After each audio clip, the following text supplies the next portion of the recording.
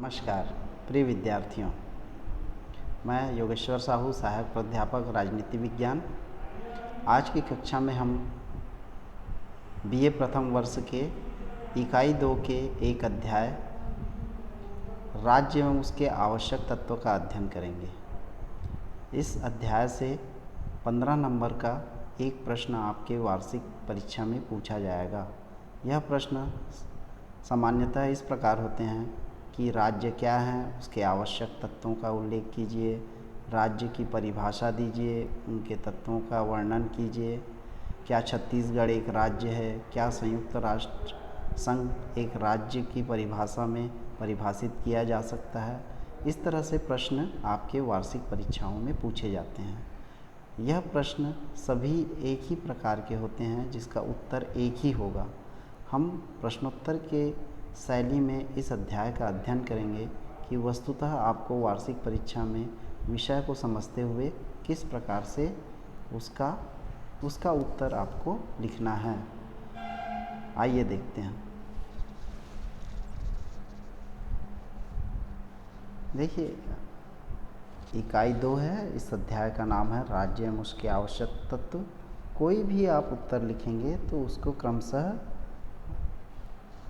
विषय वस्तु के अनुसार ही आपको उत्तर देना है, जैसे प्रस्तावना, परिभाषाएं, आवश्यक तत्व और जो भी चीज़ें हैं, अंत में उपसंहार करना है। तो सर्वप्रथम हम देखते हैं प्रस्तावना। प्रस्तावना में यह देखेंगे कि राज्य से वास्तविक रूप से आशय क्या है। तो राज्य का शब्द आप सभी जानते हैं, लेकिन राज्य एक इतना भ्रामक शब्द हो गया है कि आज अब जब राज्य की बात करते हैं तो ऐसे लगता है हम छत्तीसगढ़ राज्य या मध्य प्रदेश की राज्य या भारत के किसी अन्य राज्यों की बात कर रहे हैं। परंतु वास्तविक रूप से राजनीति में राज्य का अर्थ देश से होता है, जिसे आप राज्य नहीं समझते हैं। इस पूरे अध्याय में इसी बात का अध्ययन किया जाएगा कि राज्य किसे कहा जाता है। तो राज्य के संबंध में कुछ बातें हमारे पास हैं जिनका मैं आपको उल्लेख करूंगा, और पूरे अध्याय को समझाने के बाद आपको पाठ्य पुस्तक से मैं उस अध्याय के प्रतियों को, जहाँ पे इन सब के बारे में उल्लेख है, वो आपको प्रस्तुत करूंगा, ताकि आप अपने मोबाइल को पॉज करके, रोक करके, स्टील करके उन अध्यायों के लिए नोट्स बना सकते हैं। मूलतः एक प्राध्यापक का कार्य होता है कि विषय वस्तु को समझाया जाए। तो देखते हैं प्रस्तावना में आपको क्या लिखना है और प्रस्तावना से क्या आशय है। तो राजनीति विज्ञान वास्तव में राज्य का अध्ययन करता है, जो कि व्यक्ति और समाज के लिए सर्वमंगलकारी संस्था होती है। राज्य क्या है? यह एक राजनीति विज्ञान का बड़ा ही जटिल प्रश्न है। यद्यपि प्रत्येक व्यक्ति किसी न किसी राज्य का सदस्य अवश्य होता है और राज्य शब्द का प्रयोग प्रतिदिन अनेक बार सभी लोग करते हैं, लेकिन राज्य क्या है ये बहुत कम लोग ही समझ पाते हैं। साधारण बोलचाल की भाषा में राज्य शब्द का प्रयोग अलग अलग अर्थों में कर लेते हैं। इसका प्रयोग शासक, देश, राष्ट्र, समाज आदि के पर्यायवाची शब्द के रूप में कर लिया जाता है, परंतु यह सब अर्थ इसके नहीं हैं। आगे हम देखते हैं आखिर राज्य का वास्तविक अर्थ क्या है। इसको जानने के लिए हम देखते हैं कि ये राज्य शब्द की उत्पत्ति कैसे हुई है। तो राज्य शब्द वास्तविक रूप से अंग्रेजी के स्टेट शब्द का अनुवाद है।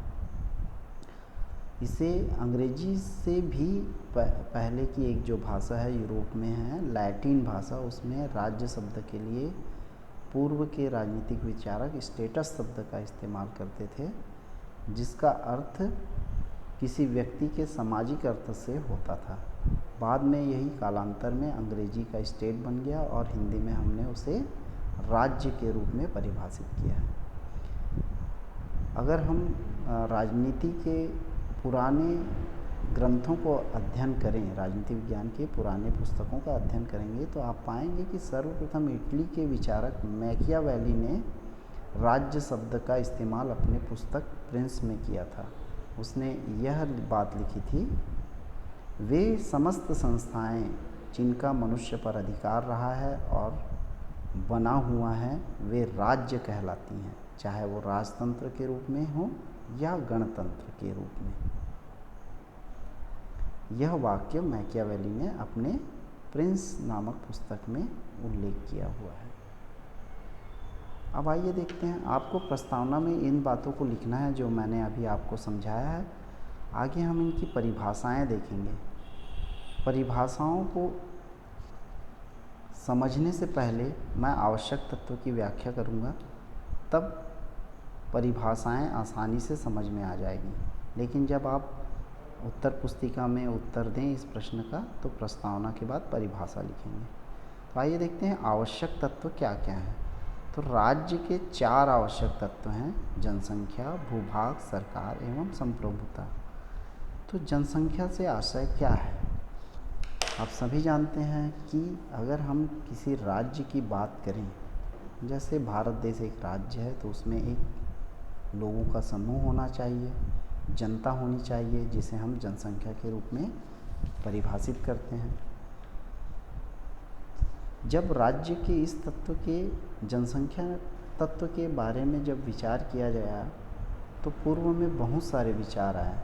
जैसे आज से 2500 साल पहले प्लेटो नाम का एक विचारक है, जो अपने पुस्तक लाज में लिखता है कि अगर किसी राज्य की जनसंख्या होनी चाहिए तो वह 5040 होनी चाहिए। यह उस ज़माने की बात है, 2500 साल पहले जनसंख्या कम होती थी, राज्य के रूप में बड़ा भूभाग नहीं होता था, नगर हुआ करते थे, इसलिए उन्होंने अपने हिसाब से 5040 की जनसंख्या नियत की। बाद में उसका शिष्य अरस्तु था, उसने किसी निश्चित संख्या का तो उल्लेख नहीं किया, लेकिन इतना अवश्य कहा कि जनसंख्या न तो बहुत बड़ी होनी चाहिए और न बहुत छोटी होनी चाहिए। इसी अनुक्रम में रूसो नाम का एक विचारक ने कहा कि भूप्रदेश तथा जनसंख्या के बीच में उचित अनुपात होना चाहिए, अर्थात जितना बड़ा देश उतनी बड़ी जनसंख्या, जितना छोटा देश उतनी छोटी जनसंख्या, इस तरह के अनुपात में जनसंख्या होनी चाहिए। वर्तमान के ये सारे विचारक पुराने राजनीतिक विचारक रहे हैं। नए विचारक हैं इस ज़माने के गैटेल, उनका विचार है कि राज्य के निर्माण के लिए मनुष्यों की आवश्यक संख्या की कोई निश्चित सीमा निर्धारित नहीं की जा सकती है। जनसंख्या इतनी होनी चाहिए कि राज्य का संगठन कायम रखने के लिए पर्याप्त हो, जिसे शासक और शासित एवं सार्वजनिक और व्यक्तिगत कार्यों की विभिन्नता झलक जाए। इसका अर्थ ये है कि गैटल ने ये कहा है कि राज्य की जनसंख्या के लिए किसी तरह का संख्या नहीं दिया जाना चाहिए, अपितु यह देखा जाना चाहिए कि हम किसी राज्य में, किसी देश में हैं, तो क्या हम उस जनसंख्या पर नियंत्रण रख सकते हैं अथवा नहीं। तो इस तरह से ये जनसंख्या का तत्व का उल्लेख आप अपने उत्तर पुस्तिका में करेंगे। इसका दूसरा तत्व है भूभाग। भूभाग अर्थात निश्चित जमीन। तो इसके संबंध में आप सभी जानते हैं कि जिस प्रकार राज्य के लिए व्यक्तियों का आधार जनता है, उसी प्रकार भौतिक आधार उसकी भूमि है, अर्थात निश्चित भूभाग है। तो इस प्रकार हम देखते हैं कि राज्य का दूसरा अनिवार्य तत्व निश्चित भूभाग है। जनसंख्या की तरह निश्चित भूभाग भी राज्य का महत्वपूर्ण भौतिक आवश्यकताओं की पूर्ति करता है। आप समझ सकते हैं, जैसे खानाबदोश लोग हैं, पुराने ज़माने में कबीले राज्य होते थे। ये खानाबदोश लोग यहाँ कल आज यहाँ कल वहाँ, इस तरह से अपना जीवन यापन करते थे। तो उनका कोई निश्चित क्षेत्र नहीं होता था। तो उनके पास जनसंख्या तो थी, बट क्षेत्रफल नहीं था, कोई भूभाग नहीं था, क्षेत्र नहीं था। इसलिए उसको हम एक राज्य की जनता के रूप में परिभाषित नहीं कर सकते। अतः राज्य के आवश्यक तत्वों के लिए यह आवश्यक है कि कोई निश्चित जनसंख्या किसी निश्चित भूभाग पर निवास करता हो। यह एक अनिवार्य तत्व है। आज से 100-200 साल पहले एक यहूदी समाज हुआ करता था, ये यहूदी समाज विश्व में यदा कदा फैले हुए थे, लेकिन उनका कोई निश्चित क्षेत्र नहीं था। बाद में उन्होंने संगठित होकर एक इजराइल नामक भूभाग पे अपना सत्ता कायम किया, जिसके कारण से आज इजराइल को यहूदी राज्य के रूप में जाना जाता है। क्योंकि वो पहले बाहर रहते थे, खानाबदोश की तरह रहते थे, उनके पास भूभाग नहीं था। आज उनके पास भूभाग है, इसलिए यहूदियों के लिए उनके लिए यह एक राज्य के रूप में मान्यता दी गई है। फिर इसी अनुक्रम में यह प्रश्न उठता है कि राज्य कितना बड़ा होना चाहिए। तो प्लूटो और अरस्तु ने कहा है कि राज्यकार मध्यम आकार का होना चाहिए। रूसो ने कहा था कि 6 वृहद राज्यों की अपेक्षा छोटा राज्य अनुपातिक रूप से बलवान होता है। कहने का अर्थ है बड़े बड़े राज्यों के बजाय अगर छोटा और अच्छा राज्य हो वह ज़्यादा महत्वपूर्ण होता है। फिर वर्तमान अवधारणा यह है कि राज्य की भूमि इतनी तो होनी चाहिए कि वह अपनी जनता का वो अपने आप में आत्मनिर्भर हो, अपने जनता की आवश्यकताओं की पूर्ति करती हो, चाहे वो कृषि हो, खनिज हो, इन सब बातों के लिए। फिर भी आज भी जितने भी राजनीतिक चिंतक हुए हैं उन्होंने कहा है कि हम राज्य के भूभाग तत्व को परिभाषित करने के लिए सक्षम नहीं है कि राज्य का वास्तविक क्षेत्रफल कितना होना चाहिए। फिर भी भूभाग एक अनिवार्य तत्व है। इसके बाद हम देखते हैं अगला तत्व है सरकार। तो सरकार से क्या आशय है? देखिए, अगर आपके पास जनसंख्या भी है, भूभाग भी है, लोग रहते भी हैं, लेकिन वो अगर अपनी मनमानी करते हैं, आप वो अनुशासित में नहीं रहते हैं, तो आप उसे राज्य के रूप में आप उस जनसंख्या और क्षेत्र को परिभाषित नहीं कर सकते हैं। अगर किसी निश्चित भूभाग में कोई निश्चित संख्या में जनसंख्या उपस्थित है और वह किसी शक्ति के अधीन अनुशासित रहते हैं, तो वह राज्य की परिभाषा में सम्मिलित हो सकते हैं। और जो शक्ति उन्हें अनुशासित करती है उसे ही सरकार कहते हैं। तो सरकार कैसे अनुशासित करती है? सरकार के पास दंडात्मक शक्ति होती है। वो अपनी जनता को निर्देश दे सकते हैं कि किस तरह से आप अपना जीवन यापन करेंगे, सामाजिक जीवन में व्यवहार करेंगे। तो इस अनुशासित करने वाली शक्ति को ही सरकार कहा जाता है। सरकार के 3 अंग होते हैं जो आप जानते हैं: कार्यपालिका, व्यवस्थापिका, कार्यपालिका एवं न्यायपालिका। जो व्यवस्थापिका होती है उस निश्चित भूभाग में रहने वाली जनसंख्या के लोगों की इच्छा का प्रतीक होती है। व्यवस्थापिका उनकी इच्छाओं के अनुसार से अपने नीति या नियम बनाती है। जो कार्यपालिका होती है वह उन इच्छाओं के अनुरूप लोगों को अनुशासित करती है, उस निश्चित क्षेत्र का विकास करती है, जनता का विकास करती है। और जो सरकार रूपी तीसरा अंग है न्यायपालिका, अगर कोई भी उस निश्चित भूभाग की निश्चित जनसंख्या के लोग किसी भी तरह का उल्लंघन करते हैं नियमों का, तो वह उस पर दंडात्मक कार्यवाही करने का कार्य न्यायपालिका का होता है।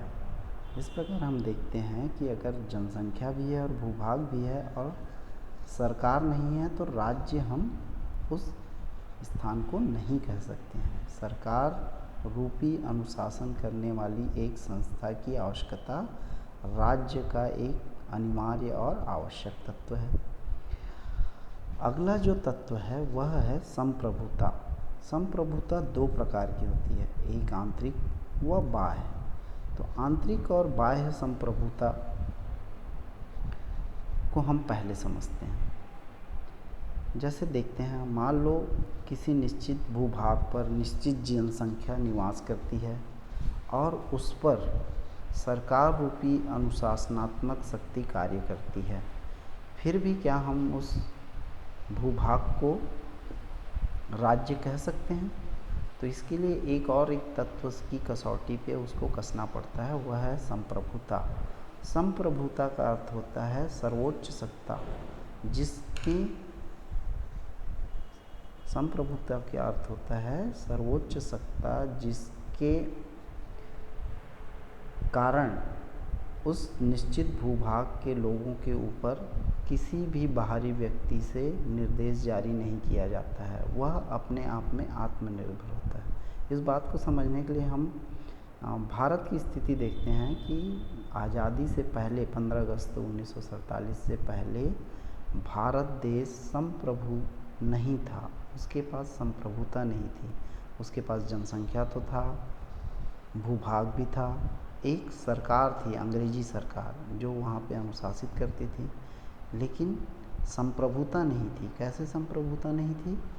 क्योंकि जो अंग्रेजी सरकार है वो ब्रिटेन से जो निर्देश आते थे, जो आज्ञा आती थी, महारानी जो आज्ञा देती थी, उसके अनुसार भारत को चलाती थी। परंतु भारत के नागरिक खुद अपने इच्छा के अनुसार से अपने भारत देश को नहीं चला पाते थे। तो इससे क्या समझ में आता है कि राज्य के नागरिक किसी बाहरी आदेश को मानने के लिए बाध्य थे। वे नागरिक अपने स्वयं में अपना शासन चलाने में असमर्थ थे। तो जब कोई शक्ति या प्राधिकार, जिसको हम इस शब्द में परिभाषित करते हैं कि वह अपने नियम को अपने ऊपर लागू करने में सक्षम हो, तो इसे संप्रभुता कहते हैं। तो यह संप्रभुता दो प्रकार की होती है, आंतरिक संप्रभुता, बाह्य संप्रभुता। आंतरिक संप्रभुता का अर्थ है कि जो निश्चित भूभाग है वहाँ के आंतरिक कार्यों के लिए आपको कहीं और से निर्देश नहीं दिया जाता है, वहाँ की जनता स्वयं अपने आप में निर्णय ले लेती है। बाह्य संप्रभुता का अर्थ होता है कि जब कोई राज्य दूसरे राज्य से कोई व्यवहार करता है तो उसके ऊपर कोई भी बाहरी शक्ति दबाव डालकर कार्य नहीं करा सकती है, या अपने राज्य के अंदर भी कार्य कर रही है तो बाह्य कोई भी शक्ति वहाँ के जनता को निर्देशित नहीं कर सकती है। इसे हम संप्रभुता के रूप में जानते हैं। संप्रभुता के कारण ही कोई भी राज्य अपने अंदर कानून बनाता है और उसका उल्लंघन करने वाले को दंडित करता है। तो इस प्रकार से हम देखते हैं कि अगर ये चारों तत्व जनसंख्या, भूभाग और सरकार है, तभी एवं संप्रभुता है, तभी हम किसी भी देश या राज्य को राज्य की परिभाषा में परिभाषित कर सकते हैं। इसी अनुक्रम में हम देखते हैं कि क्या छत्तीसगढ़ राज्य है।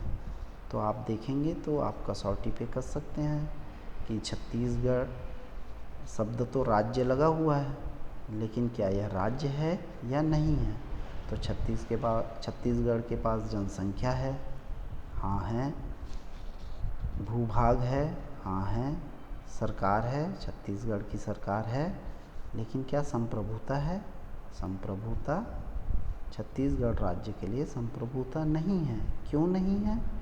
क्योंकि छत्तीसगढ़ राज्य भारत शासन के केंद्र सरकार के माध्यम से संचालित होता है और इसके लिए हमने बाकायदा संविधान बनाया हुआ है। यहाँ के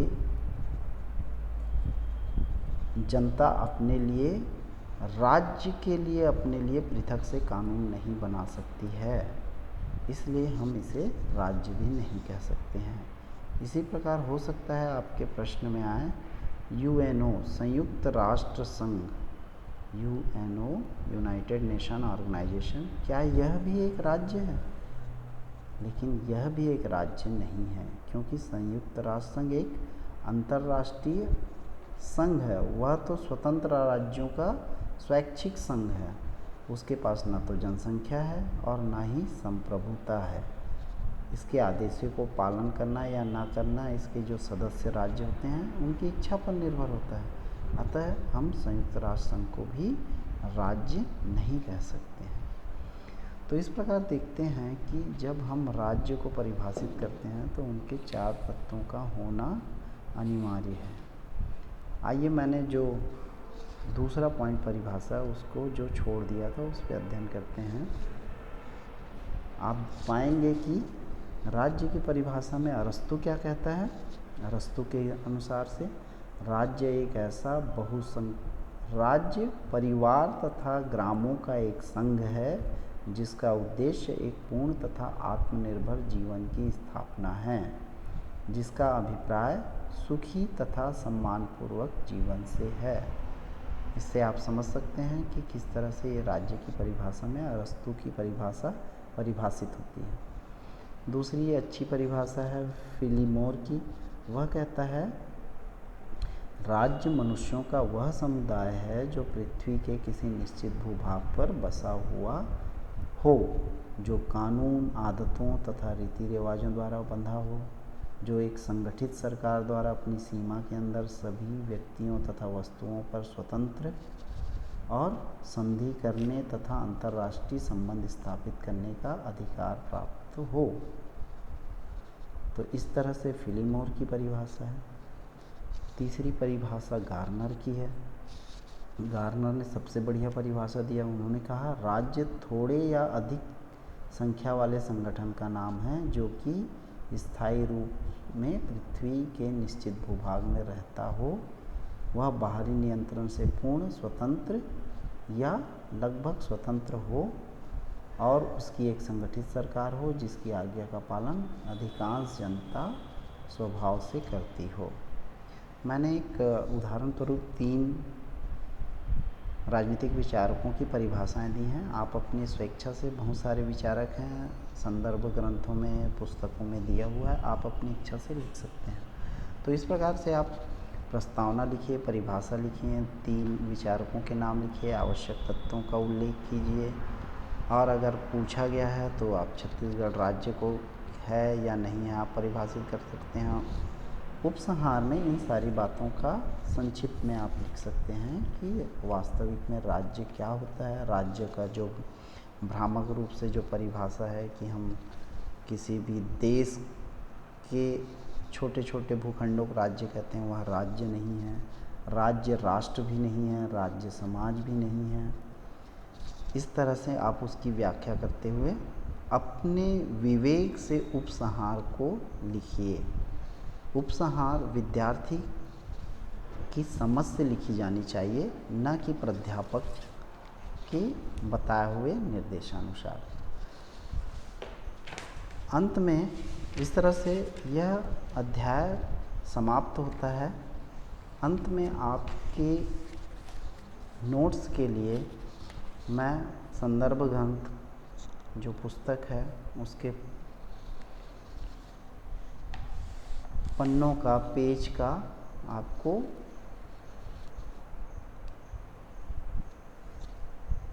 स्क्रीनशॉट इसको आप बना सकते हैं, आप देख सकते हैं। अगर आप इसका अध्ययन करना चाहेंगे तो आप रोक के इसका नोट्स बना सकते हैं, पढ़ सकते हैं। ये पेज 1 है। इसी तरह पेज 2 है, दूसरा पेज है। इसी तरह ये तीसरा पेज है, यहाँ पे आप अध्ययन कर सकते हैं। ये चौथा पेज है, आप स्टिल करके आप इसको लिख सकते हैं। ये 5वां पेज है, ये 6ठा पेज है,